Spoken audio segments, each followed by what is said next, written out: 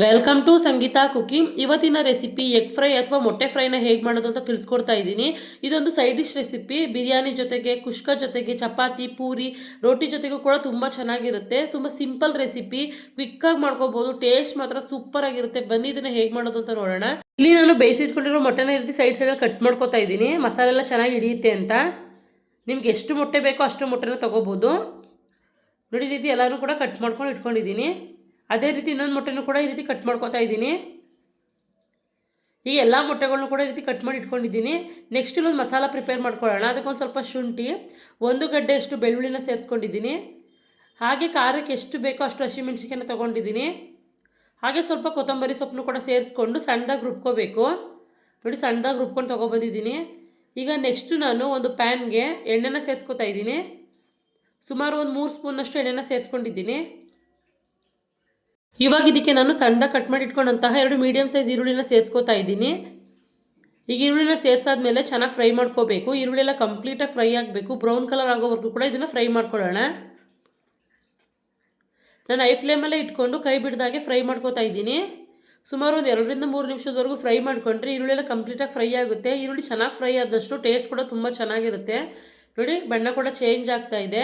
ಈಗ ಈರುಳ್ಳಿ ಎಲ್ಲ ಕಂಪ್ಲೀಟಾಗಿ ಫ್ರೈ ಆಗಿದೆ, ಸಾಕು. ಇವಾಗ ಇದಕ್ಕೆ ನಾನು ಒಂದು ಮೀಡಿಯಮ್ ಸೈಜ್ ಟೊಮೊಟೊನ ಕಟ್ ಮಾಡಿ ಇಟ್ಕೊಂಡಿದ್ದೆ, ಅದನ್ನು ಕೂಡ ಸೇರಿಸ್ಕೊತಾ ಇದ್ದೀನಿ. ಈಗ ಅದನ್ನು ಕೂಡ ಚೆನ್ನಾಗಿ ಫ್ರೈ ಮಾಡ್ಕೋಬೇಕು, ಸಾಫ್ಟ್ ಆಗಬೇಕು ಟೊಮೊಟೊ ಎಲ್ಲ. ಅಲ್ಲಿವರೆಗೂ ಕೂಡ ಐ ಫ್ಲೇಮಲ್ಲಿ ಇಟ್ಕೊಂಡೆ ಸುಮಾರು ಒಂದು 2 ನಿಮಿಷದವರೆಗೂ ಕೈ ಬಿಡ್ದಾಗೆ ಫ್ರೈ ಮಾಡ್ಕೋತಾ ಇದ್ದೀನಿ. ನೋಡಿ, ಟೊಮೊಟೊ ಎಲ್ಲ ಚೆನ್ನಾಗಿ ಸಾಫ್ಟ್ ಆಗ್ತಾ ಇದೆ. ಸುಮಾರು ಒಂದು 2 ನಿಮಿಷ ಆದರೆ ಸಾಕು, ಟೊಮೊಟೊ ಕೂಡ ಚೆನ್ನಾಗಿ ಸಾಫ್ಟಾಗಿ ಹೋಗುತ್ತೆ. ನಿಮಗೆ ಫ್ರೈಯಲ್ಲಿ ಸ್ವಲ್ಪ ಗ್ರೇವಿ ಬೇಕು ಅಂದರೆ ಇನ್ನೊಂದು ಸ್ವಲ್ಪ ಈರುಳ್ಳಿನ ಸೇರಿಸ್ಕೊಂಡು ಫ್ರೈ ಮಾಡ್ಕೋಬೋದು.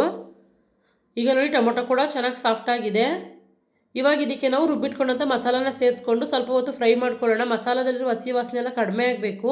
ಹಾಗೆ ಸೈಡಲ್ಲಿ ಎಣ್ಣೆ ಕೂಡ ಬಿಡಬೇಕು. ಅಲ್ಲಿವರೆಗೂ ಕೂಡ ನಾವು ಮೀಡಿಯಮ್ ಫ್ಲೇಮಲ್ಲಿ ಇಟ್ಕೊಂಡು ಫ್ರೈ ಮಾಡ್ಕೊಳ್ಳೋಣ. ಆವಾಗ ಹಸಿ ವಾಸನೆ ಎಲ್ಲ ಕಡಿಮೆ ಆಗುತ್ತೆ.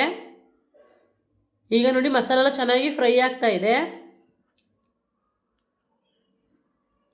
ಸೈಡಲ್ಲಿ ಎಣ್ಣೆ ಕೂಡ ಬಿಡ್ತಾ ಇದೆ. ನೋಡಿ, ಸುಮಾರು ಒಂದು 2 ನಿಮಿಷ ಆಗಿದೆ. ಇಷ್ಟು ಫ್ರೈ ಮಾಡಿಕೊಂಡ್ರೆ ಸಾಕು. ಇವಾಗ ಇದಕ್ಕೆ ನಾನು ಒಂದು ದೊಡ್ಡ ಟೇಬಲ್ ಸ್ಪೂನಷ್ಟು ಇಲ್ಲಿ ಗರಂ ಮಸಾಲಾನ ಸೇರಿಸ್ಕೊತಾ ಇದ್ದೀನಿ. ಗರಂ ಮಸಾಲಾನ ಸೇರಿಸ್ಕೊಂಡಾದ್ಮೇಲೆ ಮಸಾಲೆ ಜೊತೆಗೆ ಚೆನ್ನಾಗಿ ಮಿಕ್ಸ್ ಮಾಡಿಕೊಂಡು ಫ್ರೈ ಮಾಡ್ಕೋಬೇಕು. ನೋಡಿ, ಇದನ್ನು ಕೂಡ ಒಂದು 2 ನಿಮಿಷದವರೆಗೂ ಫ್ರೈ ಮಾಡ್ಕೋತಾ ಇದ್ದೀನಿ. ಮಸಾಲೆ ಎಲ್ಲ ಚೆನ್ನಾಗಿ ಫ್ರೈ ಆಗಿದೆ. ನೋಡಿ, ಇವಾಗ ಇದಕ್ಕೆ ನಮಗೆ ಎಷ್ಟು ಬೇಕೋ ಅಷ್ಟು ನೀರನ್ನ ಸೇರಿಸ್ಕೋಬೇಕು. ಜಾಸ್ತಿ ಕೂಡ ಸೇರಿಸ್ಕೊಳ್ಳೋಕೆ ಹೋಗಬೇಡಿ. ನೋಡಿ, ನಾನು ಒಂದು ಅರ್ಧ ಗ್ಲಾಸ್ನಷ್ಟು ಸೇರಿಸ್ಕೊಂಡಿದ್ದೀನಿ. ಈಗ ರುಚಿಗೆ ತಕ್ಕಷ್ಟು ಉಪ್ಪನ್ನ ಕೂಡ ಸೇರಿಸ್ಕೊತಾ ಇದ್ದೀನಿ. ಚೆನ್ನಾಗಿ ಕುದೀಲಿ. ಸ್ವಲ್ಪ ಓಪನ್ ಆಗಿ ಇಟ್ಕೊಂಡು 4 ನಿಮಿಷದವರೆಗೂ ಕೂಡ ಇದನ್ನು ಮಸಾಲಾನ ಬೇಯಿಸ್ಕೋಬೇಕು. ಮಧ್ಯದಲ್ಲಿ ಈ ರೀತಿ ನಾನು ತಿರುಗಿಸ್ಕೊತಾ ಇದ್ದೀನಿ, ತಳ ಹತ್ಬಿಡುತ್ತೆ ಅಂತ. ನೋಡಿ, ಎಲ್ಲನೂ ಕೂಡ ಒಂದು ಸಲ ಮಿಕ್ಸ್ ಮಾಡ್ಕೊಂಡಿದ್ದೀನಿ. ಇವಾಗ ಇದೊಂದು 4 ನಿಮಿಷ ಚೆನ್ನಾಗಿ ಕುಕ್ಕಾಗಿದೆ. ಇವಾಗ ಇದಕ್ಕೆ ನಾವು ಬೇಯಿಸಿಟ್ಕೊಂಡಂತಹ ಮೊಟ್ಟೆಗಳನ್ನ ಸೇರಿಸ್ಕೊತಾ ಇದ್ದೀನಿ. ಎಲ್ಲ ಮೊಟ್ಟೆಗಳನ್ನ ಸೇರಿಸ್ಕೊಂಡಾದ್ಮೇಲೆ ಒಂದು ಸಲ ಮಿಕ್ಸ್ ಮಾಡ್ಕೋಬೇಕು. ಎಲ್ಲನೂ ಮಿಕ್ಸ್ ಮಾಡ್ಕೊಂಡಿದ್ದಾದಮೇಲೆ ಒಂದು ಲಿಡ್ನ ಕ್ಲೋಸ್ ಮಾಡಿ ಸುಮಾರು 8 ನಿಮಿಷದವರೆಗೂ ಮೀಡಿಯಮ್ ಫ್ಲೇಮಲ್ಲೇ ಕುಕ್ ಮಾಡ್ಕೋಬೇಕು. ಈಗ ನೋಡಿ, ಒಂದು 8 ನಿಮಿಷ ಆಗಿದೆ. ಗ್ರೇವಿ ಕೂಡ ಸ್ವಲ್ಪ ಗಟ್ಟಿಯಾಗಿದೆ. ನೋಡಿ, ಈಗ ಎಲ್ಲನೂ ಕೂಡ ಮಿಕ್ಸ್ ಮಾಡ್ಕೋತಾ ಇದ್ದೀನಿ. ನೋಡಿ, ಗ್ರೇವಿ ಕೂಡ ಇಷ್ಟು ಥಿಕ್ನೆಸ್ ಆಗಿದೆ. ಇದು ತಣ್ಣಗಾದ್ಮೇಲೆ ಇನ್ನೂ ಕೂಡ ಗಟ್ಟಿಯಾಗುತ್ತೆ. ಈಗ ಎಲ್ಲನೂ ಕೂಡ ಒಂದು ಸಲ ಮಿಕ್ಸ್ ಮಾಡಿಕೊಂಡು ಕೊನೆಯಲ್ಲಿ ನಾನು ಸ್ವಲ್ಪ ಕೊತ್ತಂಬರಿ ಸೊಪ್ಪನ್ನ ಸೇರಿಸ್ಕೊತಾ ಇದ್ದೀನಿ. ಕೊತ್ತಂಬರಿ ಸೊಪ್ಪನ್ನ ಸೇರಿಸಾದ್ಮೇಲೆ ಒಂದು ಸಲ ಮಿಕ್ಸ್ ಮಾಡ್ಕೊಳ್ಳೋಣ.